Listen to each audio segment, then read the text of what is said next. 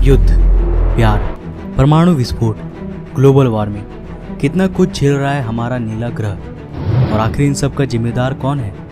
हम मनुष्य। परंतु क्या आप जानते हैं हमारे सुंदर से ग्रह को ऐसा बनने में कितना समय लगा था? वो ग्रह जो हमारे लिए सबसे मूल्यवान है, वो कितने सालों के कठिन मेहनत का फल है, क्या आप जानते हैं? आइए आज हम चलेंगे समय में पीछे और शुरुआत से जानेंगे हमारे पृथ्वी के एक चट्टान के टुकड़े से लेकर एक जीवन से समृद्ध ग्रह बनने तक के सफर को। तो आइए हम समय में पीछे चलते हैं, थोड़ा और पीछे।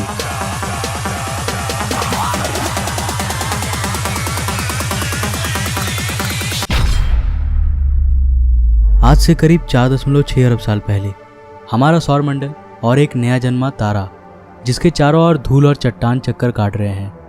यहाँ हमारी पृथ्वी का नामो निशान तक नहीं है। हम समय में कुछ ज़्यादा ही पीछे आ चुके हैं। अभी तक पृथ्वी के बनने की प्रक्रिया की शुरुआत नहीं हुई है, लेकिन इसकी नींव तैयार हो चुकी है। ये चट्टान और धूल अब गुरुत्वाकर्षण की वजह से आपस में जुड़ रहे हैं। कई लाख सालों के बाद अब एक भीमकाय चट्टान के गोले में बदल चुकी है, लेकिन इसे हम पृथ्वी नहीं कह सकते क्योंकि अब ये बहुत ही गर्म है। ये आज के वीनस यानी शुक्र ग्रह के समान है। आज से करीब 4.5 अरब साल पहले धरती की सतह पूरी तरह खौलते लावा से ढकी है। आप गलती से भी नीचे पैर रखने की कोशिश मत करना, वरना आपके पास दोबारा रखने के लिए पैर नहीं बचेगा। इस वक्त धरती की सतह का तापमान करीब 1200 डिग्री सेल्सियस है, यानी ये जगह फिलहाल नर्क से कम नहीं है। यहाँ ऑक्सीजन का नामो निशान तक नहीं है।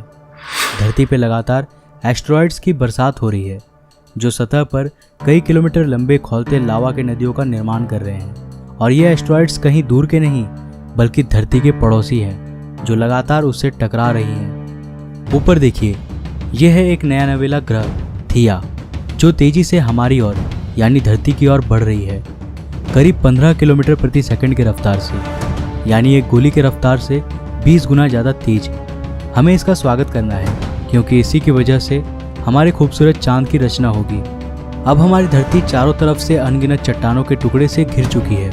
यहाँ इतने चट्टानी टुकड़े हैं कि इस वक्त हमारी धरती के पास भी शनि ग्रह के समान अपना एक रिंग बन चुका है, जो बिल्कुल शनि ग्रह के रिंग के जैसा ही 2 भागों में बटा है। पहला रिंग आज के धरती और चांद के बीच में है और दूसरा चांद के पीछे। इस रिंग से एस्टेरॉइड्स लगातार धरती पर बरस रहे हैं, लेकिन एस्टेरॉइड्स की असल बारिश अभी भी शुरू नहीं हुई है। अब ये रिंग धीरे धीरे ग्रेविटी की वजह से एक 3000 किलोमीटर चौड़े गोलीय पिंड में बदल जाएंगी।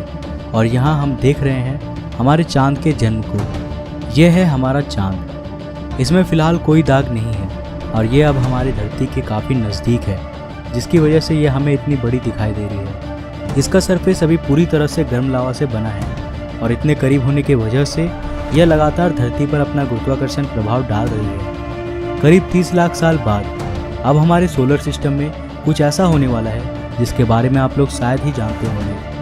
हमारे सौरमंडल के गैस जायंट्स अपने ऑर्बिट्स में बदलाव कर रहे हैं और इस बदलाव की वजह से सौरमंडल के एस्टेरॉइड्स और कॉमेट्स के बीच में एक ग्रेविटेशनल मेश तैयार हो रहा है, जो उन एस्टेरॉइड्स और कॉमेट्स को सौरमंडल के आंतरिक भाग में धकेल रही है, सीधे सीधे मंगल, शुक्र, बुध और हमारी धरती की ओर। यही वो समय है जब हमारे चांद को इन एस्टेरॉइड्स की वजह से उसके जाने पहचाने दाग मिलने वाले हैं। इस अवधि को कहा जाता है the late heavy bombardment. By the way, इस समय हमारा चांद भी बहुत ही गर्म था। यह आसमान में एक बड़े लैंटर्न की तरह चमकता था और यह धरती के इतने करीब था कि इसका गुरुत्वाकर्षण हमारी धरती को आज की तुलना में 25 गुना ज़्यादा प्रभावित कर रहा था। हमारी धरती पर एक दिन 24 घंटों का नहीं, बल्कि केवल 6 घंटों का होता था और इसके कारण धरती के लावा के नदियों में लहरें आज के समुद्रीय लहरों से 20 गुना ऊपर तक उठती थी। लेकिन भला हो हमारे चांद का, जो धीरे धीरे समय के साथ साथ हमारी धरती से दूर चला जाएगा और इससे धरती की घूर्णन धीमी होने लगेंगी और लावा की नदियाँ ठंडी होने लगेंगी, जिससे धरती के सतह का निर्माण होगा। इस वक्त आसमान में ये भीमकाय चमकीला चांद ही एकमात्र चीज़ नहीं है जो आपका ध्यान आकर्षित करेगा, बल्कि अब आपको 2 बहुत ही चमकीले तारे भी आसमान में देखने को मिलेंगे। लेकिन वे दोनों असल में तारे नहीं हैं, ये दोनों असल में ग्रह हैं, जुपिटर और सैटर्न। सौरमंडल के आंतरिक ग्रह जैसे कि हमारी धरती, वीनस, मरकरी, मार्स, ये सब रॉकी प्लैनेट्स हैं और ये ज़्यादा समय तक पिघले हुए लावा के रूप में नहीं रह सकते थे। लेकिन वहीं जुपिटर और सैटर्न असल में गैस जायंट्स हैं जो कि आसानी से लंबे समय तक गर्म रह सकती है। धरती के जन्म के इस समय काल में जुपिटर का टेम्परेचर 5000 डिग्री सेल्सियस और सैटर्न का 3000 डिग्री सेल्सियस था।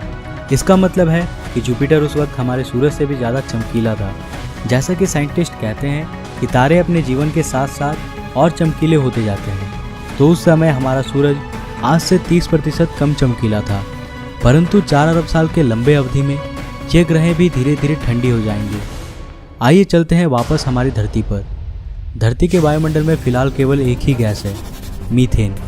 आप गलती से भी इसमें सांस मत लेना, वरना कुछ मिनटों में ही आपकी मौत हो जाएगी। लेट हैवी बम्बार्डमेंट के दौरान धरती पर लगातार कॉमेट्स की भी बरसात हुई थी, जिन्होंने अपने साथ पानी का धरती में परिवहन किया। इस पानी ने धरती में समुद्रों का निर्माण किया। धरती अब चारों तरफ से समुद्र से घिरी हुई थी, लेकिन यहाँ ना तो पैर रखने के लिए ज़मीन था और ना ही सांस लेने के लिए ऑक्सीजन। हमारी धरती अभी कुछ हद तक पृथ्वी कहने लायक बन चुकी है, लेकिन अभी भी इसमें जीवन का बीज नहीं पनपा है। आखिर इसके बाद क्या हुआ था और धरती पर जीवन की शुरुआत कैसे हुई थी? इस पूरे कहानी को जानने के लिए आप इस सीरीज़ के एपिसोड 1 और एपिसोड 2 को ज़रूर देखिए। ये दोनों एपिसोड्स ऑलरेडी चैनल पे हैं। वीडियोस के लिंक्स आपको डिस्क्रिप्शन में और ऊपर आई के बटन पे मिल जाएंगे। तो आज के लिए बस इतना ही। अगर आपको ये वीडियो पसंद आया तो इसे लाइक करें और अपने फ्रेंड्स और फैमिली के साथ शेयर करें। अगर आपने हमें अभी तक इंस्टाग्राम और फेसबुक में फॉलो नहीं किया है तो जल्दी से फॉलो कर लो, लिंक्स आपको डिस्क्रिप्शन में मिल जाएंगे। अगर आप नए हो इस चैनल पे तो ऐसे ही और इंटरेस्टिंग वीडियोस के लिए चैनल को सब्सक्राइब करने के साथ साथ नोटिफिकेशन बेल को भी ऑन कर लो। मैं मिलता हूँ एक और नए एपिसोड के साथ, तब तक के लिए जय हिंद, बाय।